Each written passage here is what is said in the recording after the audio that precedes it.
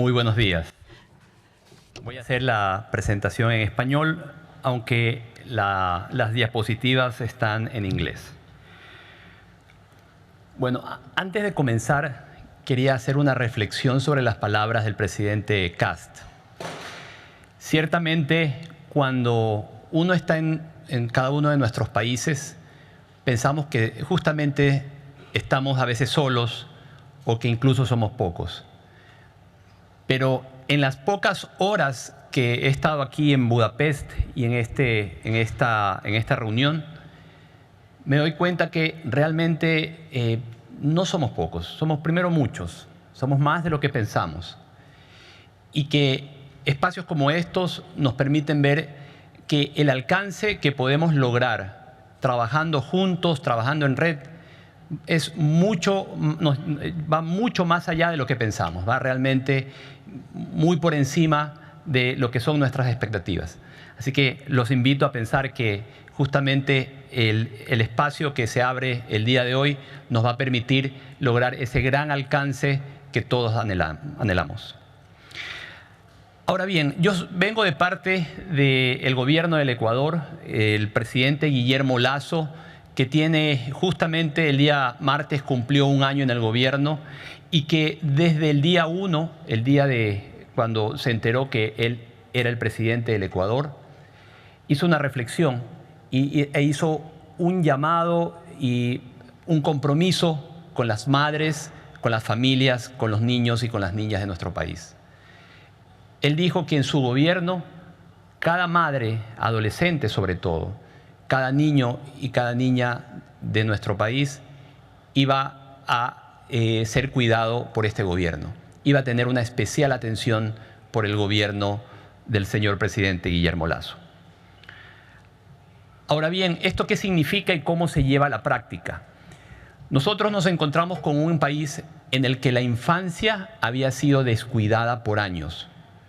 Más allá de las retóricas de los políticos que siempre refieren que hay una protección especial para los niños, en nuestro país eso no había sido una realidad. Eso era justamente lo distinto, algo distinto a lo que realmente estaba sucediendo. Y por eso había que tomar acción. Y el presidente decidió transformar una institución que ya existía, que tenía un concepto mucho más amplio que se llamaba la Secretaría Técnica Plan Toda una Vida, transformarla en la Secretaría Ecuador Crece Sin Desnutrición Infantil y concentrarse en los 1000 primeros días de vida. Este es un concepto muy potente porque lleva a la sociedad y a los actores políticos a concentrarse y a pensar en esa etapa de la vida que va desde la concepción hasta cuando los niños cumplen 2 años de edad. Eso lleva a que la sociedad y los actores políticos piensen en esa etapa de la vida más importante para el futuro de la infancia, que es la primera infancia, los 1000 primeros días de vida. Nos encontramos con que en nuestro país había un serio problema social que es la desnutrición crónica, ¿sí? Y es importante entender qué significa esto, la desnutrición crónica, que quizás en muchos de sus países no es un problema del que se habla porque muy probablemente no existe. Es la consecuencia de varias causas que se desatienden durante la primera infancia y que se refleja sobre todo en un retraso en el crecimiento físico, pero también mental, cognitivo, de aprendizaje, de entendimiento, de razonamiento, de discernimiento. Este problema, esta problemática con la que nos encontramos cuando asumimos el mandato, había que ponerla en lo más alto de la política pública. Okay. ¿Con qué nos encontramos? Nos encontramos con que en el Ecuador la desnutrición crónica infantil ha venido aumentando durante las últimas décadas. Ese gráfico que ustedes ven muestra el aumento, el incremento de la tasa de desnutrición crónica en los 2 primeros años de vida. De tal manera que al año 2022, 1 de cada 3 niños menores a 2 años padecen desnutrición crónica infantil. 220.000 niños menores de 2 años en nuestro país actualmente sufren de este problema. Y que Ecuador es el segundo país en Latinoamérica con la tasa más alta de desnutrición crónica infantil, 3 veces por encima de la media regional, que es del 9%. Ahora bien, esto es muy importante porque la desnutrición crónica infantil no es un problema de la niñez, sino es un problema del futuro de nuestro país, es un problema de desarrollo, porque quienes padecen desnutrición crónica cuando son adultos, por lo general tienen un 50% menos de ingresos que sus congéneres.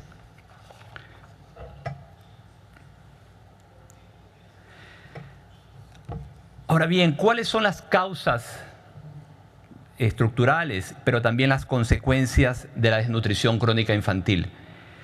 Las causas tienen, a manera de un iceberg, tiene unas causas más profundas y unas más superficiales. Las más profundas tienen que ver con la pobreza estructural. Efectivamente, la falta de acceso a servicios básicos, a ingresos para poder comprar los alimentos, el desempleo, la inequidad, son causas estructurales. Pero la experiencia internacional muestra que para poder combatir este problema no es necesario inmediatamente resolver los problemas estructurales, porque eso nos pondría en una dicotomía. ¿Qué hacemos primero? ¿Resolvemos el problema de la pobreza, que realmente toma mucho tiempo y muchas generaciones, o actuamos inmediatamente para resolver el problema de la desnutrición crónica? Y sobre todo por el gráfico que está a continuación, que muestra cómo se afecta el cerebro de un niño que sufre de desnutrición crónica infantil en sus primeros años. A un lado está el gráfico o la fotografía de cómo son las conexiones neuronales de un niño con desnutrición crónica versus a un niño sano, un niño con un correcto desarrollo neuronal. Este gráfico es muy elocuente acerca de esta realidad. Y eso es lo que está sucediendo hoy con 1 de cada 3 de los niños en nuestro país. Ahora bien, ¿qué hicimos? Nos enfocamos en trabajar en un plan. Obviamente había que trabajar en un plan estratégico. Este plan está enfocado en 6 grandes áreas y tiene 28 proyectos en los que vamos a trabajar en los próximos 10 años. Por un lado, había que crear un ambiente de gobernanza, habilitar la gobernanza de esta estrategia. Había que crear un marco de financiamiento para la estrategia, un proceso de articulación territorial, porque a la desnutrición crónica se la combate en la localidad, en los territorios, no desde la oficina central. Había que trabajar en información. Y este es un dato muy particular porque en el Ecuador no existe información en muchas áreas y mucho menos en algo tan descuidado como es la infancia. Tal es así que el dato más reciente era apenas del año 2018. Tomamos algunas acciones y hoy por hoy tenemos ya un sistema de información que nos permite hacer el seguimiento del crecimiento de un niño desde que la madre se entera que está embarazada. Obviamente, la quinta área tiene que ver con fortalecer la institucionalidad y la sexta con la corresponsabilidad y la transparencia. Y aquí, antes de pasar al siguiente slide, sí es importante resaltar también que tenemos una meta. El presidente Guillermo Lasso estableció que el Ecuador debía reducir en 6 puntos porcentuales la desnutrición crónica infantil hasta el año 2025 y el reto es llegar al 10% de desnutrición, es decir, muy cerca de la media regional hasta el año 2030. Y para esto entendemos que no lo vamos a poder lograr solos. El presidente ha hecho un llamado a generar una causa nacional alrededor del futuro de la infancia. Es la causa Infancia con Futuro, que tiene como propósito eliminar las banderas políticas en este tema en particular. Él siempre dice que nos podemos pelear con los actores políticos en distintos temas, pero que no nos peleemos por lo más importante, que es el futuro de nuestros niños.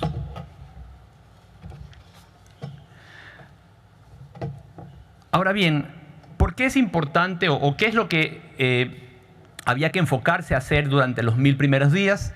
Primero hay que entender que existe una serie de bienes y servicios que se conocen como el paquete priorizado, que está enfocado en resolver varios temas. Por un lado, el embarazo adolescente, que en nuestro país también es uno de los más altos. Obviamente, el embarazo fuera del matrimonio, el embarazo producto de relaciones casuales y sin responsabilidad, que una adolescente o que los adolescentes normalmente no tienen ese cuidado, y sobre todo cuando durante años se ha promovido la sexualidad temprana. Entonces, aquí tenemos uno de los primeros retos en afrontar el embarazo adolescente desde una realidad distinta, desde la mirada de los valores. Lo segundo tiene que ver con el parto institucionalizado.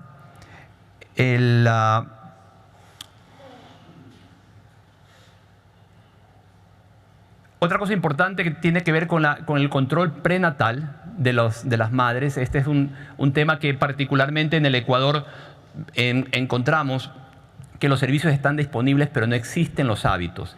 Asimismo, el control postnatal, la vacunación pediátrica, no la vacunación del COVID, sino la vacunación pediátrica, la lactancia materna, que está descuidada, ha sido descuidada en todos los ámbitos y en todos los estratos sociales. El registro de nacimiento temprano. En el Ecuador, 16 de cada 100 niños no se registran en el nacimiento. Por lo tanto, son invisibles para los servicios del Estado, para los servicios de atención de salud y de protección social.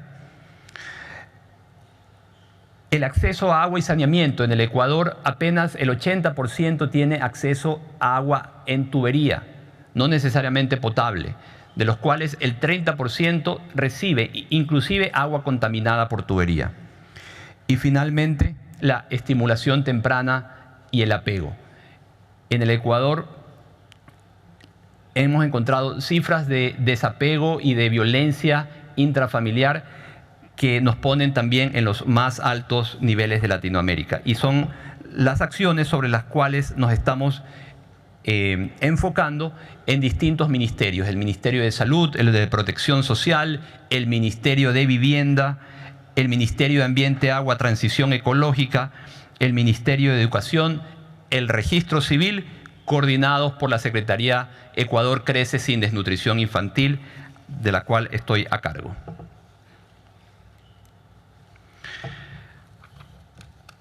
Ahora bien, ¿cuáles son nuestros retos? Obviamente hay que fortalecer la articulación. Algo que encontramos como producto de los primeros análisis es que en el Ecuador no es que hayan hecho falta programas de combate a la desnutrición crónica, sin embargo, estos han sido totalmente desarticulados. Por un lado, el Ministerio de Salud tenía sus programas, el Ministerio de Protección Social los suyos y el Ministerio de Educación, y cada uno tenía un programa distinto y no había una acción articulada. Lo primero que debemos y en lo que estamos trabajando es en articular acciones. Lo segundo tiene que ver con la identificación temprana de madres embarazadas y de niños. Esto es muy importante porque nos va a permitir tomar acción lo más rápido posible dentro de los 1000 primeros días. Lo siguiente tiene que ver con asegurar la entrega del paquete de servicios, en lo que le mencionaba hace un momento. Eso nos va a permitir poner al alcance de cada madre y de cada niño los servicios que tienen derecho por Constitución. Lo cuarto tiene que ver con el fortalecer las capacidades. Encontramos obviamente luego de la pandemia un país que había perdido muchas de sus capacidades de atención estatal y las cuales tenemos que fortalecer. Y finalmente el asegurar el financiamiento, asegurar los recursos. El presidente ha propuesto a la sociedad la creación de un fondo permanente para la infancia, para el futuro de la infancia. Un fondo que esté blindado de las manos o alejado de las manos de los políticos de turno y que pueda asegurar que no le pase a los próximos presidentes lo que le pasó a él, que cuando llegó no había un plan, no había financiamiento, no habían recursos. Lo que él está proponiendo a la sociedad es crear un fondo que, independientemente de las situaciones y de los problemas con que nos podamos encontrar, siempre esté disponible para la protección de la primera infancia.